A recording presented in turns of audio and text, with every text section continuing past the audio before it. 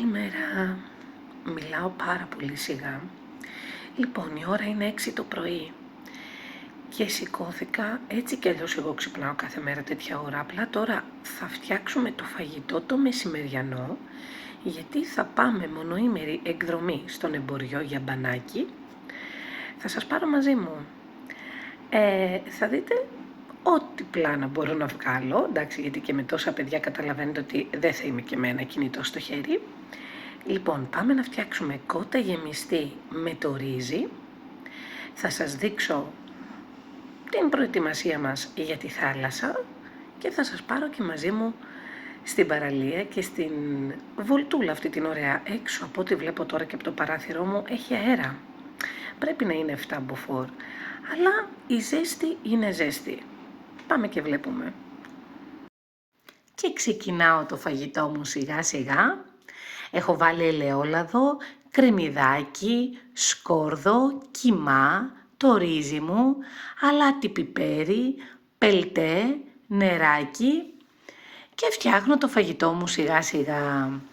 Εγώ βάζω αλουμινόχαρτο και μετά λαδόκολλα, γιατί δεν θέλω το ρύζι να έρχεται σε επαφή με το αλουμινόχαρτο. Θα το δείτε στην πορεία. Και επίσης η κότα ήταν τεμαχισμένη, δεν τη γέμισα, έβαλα την γέμιση από δίπλα, γιατί ήθελα να είναι μπαμπάτσικη, ξέρετε. Έβαλα πολύ κιμά, πάρα πολύ ρύζι, γιατί είμαστε πάρα πολλά άτομα, έτσι. Εδώ με βλέπετε επί το έργο, συνεχίζω να μαγειρεύω.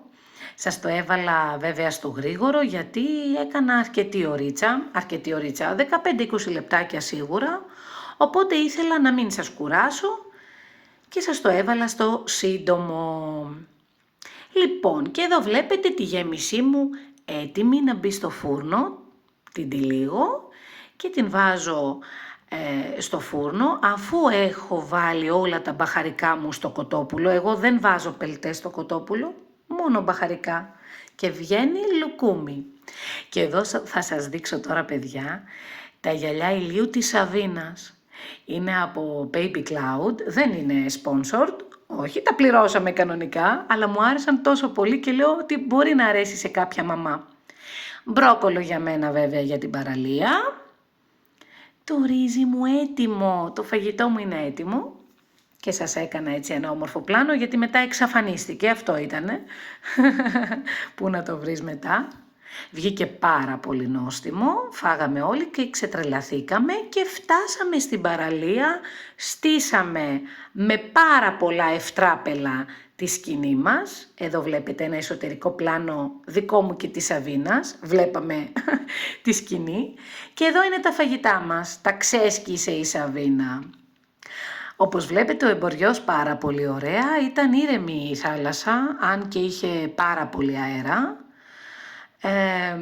Είχε τουρίστες, είχε καλύμνιους πάρα πολλούς και γι' αυτό βλέπετε ότι τα πλάνα μου είναι λίγο μαζεμένα, προσέχω τι σας βγάζω, γιατί υπήρχαν πάρα πολλά παιδιά στην παραλία, οπότε δεν ήθελα να εκθέσω και πέσανε τα παιδιά μου στο φαγητό. Πατάτες τηγανιτές και φτεδάκια από την πεθερά μου, κέτσαπ που βουτούσε το δάχτυλο η Σαβίνα,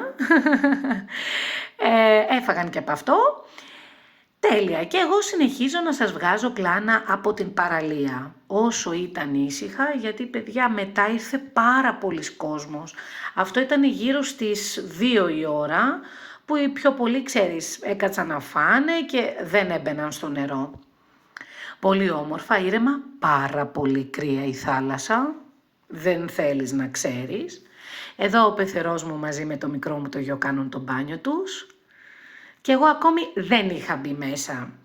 Περίμενα το σύζυγο, ο οποίος άργησε να έρθει στην παρέα και ήρθε γύρω στις 3:30 και φάγαμε εγώ και εκείνος. Τα παιδιά είχαν φάει από πιο νωρίς. Εδώ είναι η μάσκα μου με τον αέρα μου, γιατί είμαι έτοιμη για τον βυθό. Αυτά έβγαλα. Δεν είχε πολλά πράγματα, ό,τι είχε το έβγαλα. Και θα σας δείξω, παιδιά, σε επόμενο βίντεο πώς θα κάνετε μικρό φωτιστικό με αχινό για τα παιδάκια σας. Θα ξετρελαθούν και θα σας αρέσει πάρα πολύ. Το ξέρω εδώ και πολλά χρόνια. Και ξαφνικά Πλάκωσε παρέα, βέβαια, μυρίσανε το φαγητό, φαγητά η πεθερά μου, φαγητά εγώ, ήρθανε να φάνε καλά, γιατί ήταν ο αρχηγός εκεί, η Σαβίνα, όπου Σαβίνα και φάει, έρχονται όλοι. Λοιπόν, παιδιά, η Σαβίνα ξετρελάθηκε, ο σύζυγος να προσπαθεί να διώξει τις κατσίκες για να μην κλαίει το μωρό, που αυτή τρελάθηκε. Χόρευε, τους έκανε χαρές, βέβαια αυτές θέλαν το φαγητό οι καημένες. Δεν τους ένοιαζε η Σαβίνα, ήθελαν να τις πάρουν το φαγητό. Εδώ ο σύζυγος να επιμένει, να προσπαθεί να τις διώξει χωρίς να τις χτυπήσει. Έκανε διάφορους μορφασμούς, διάφορες φωνές, τίποτα αυτές, χαμπάρι. Και κάπου εδώ μπήκαμε στο μηχανάκι, εγώ με το σύζυγο για να φύγουμε, η υπόλοιπη οικογένεια με το αυτοκίνητο. Και βλέπω έναν γλάρο και είπα να σας βγάλω ένα πλάνο, αμέριμνος ο καημένος. Φεύγουμε από τον εμποριό, περάσαμε συγκλονιστικά, γυρίσαμε στο σπίτι κατάκοποι, αφού λέω πώς θα κάνω μπάνιο τα παιδιά. Έκανα τουλάχιστον 1 ώρα κατάδυση, χαλάρωσε το σώμα μου, πραγματικά το είχα πάρα πολύ ανάγκη, είχα χρόνια να το κάνω και δεν ξέρω, φέτος μου έχει έρθει η μούρλα να κάνω πράγματα που δεν έχω κάνει ποτέ. Δεν ξέρω γιατί.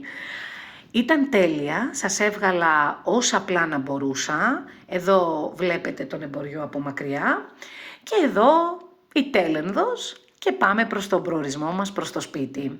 Ελπίζω να σας άρεσε το βίντεο. Φιλάκια πολλά σε όλους. Γεια σας.